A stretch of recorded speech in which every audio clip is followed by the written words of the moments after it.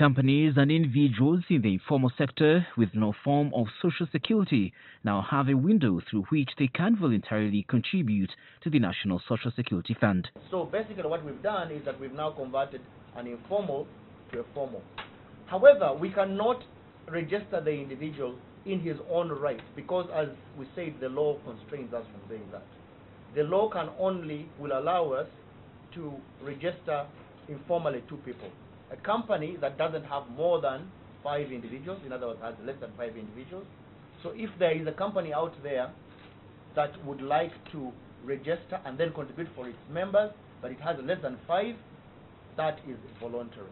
The second category is an individual who was working for a company that was registered, and therefore he was registered, and that company, either he leaves that company, so he is no longer working for that company, or that company is no longer registered, but he wants himself to continue. Under the new plan, former members and employers have an opportunity to save not less than 5,000 shillings in contributions. We will not accept less than 5,000 shillings, and I'm sure that if there are people who want less than 5,000, we can talk about it, but would like at least 5,000 and above. We have sectoral associations. We have the manufacturers. We have the farmers. Most of these are in the informal sector. Border riders. These people should be contributing. The tax operators, they should be. All these are informal sector. You can't imagine how many of these. This is the 11 million that Richard is referring to.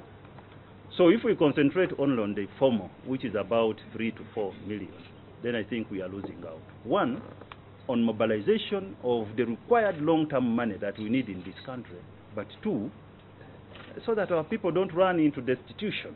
NSSF Managing Director Richard Byarugaba also suggests that encouraging savings and pension schemes would act as a buffer to the already scarce financial resources being made worse by high interest rates.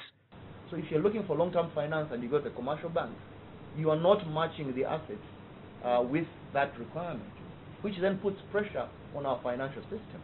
One of the reasons why interest rates are high is because everybody goes to the short term to pick that money instead of going into the long term where they should find this money. Which is why we believe that it is important for everybody to support schemes like NSSF, so that we can force, and that I use that word reasonably, we can force people, because we don't like saving. So let's force people to save so that we can use that money to develop our country. Currently, government, NSSF and occupational schemes, according to the Uganda Registration Services Bureau, cover 11% of Uganda's 17 million labor force. However, the billions that are sitting with the pension funds remain largely untapped, especially on the long-term end.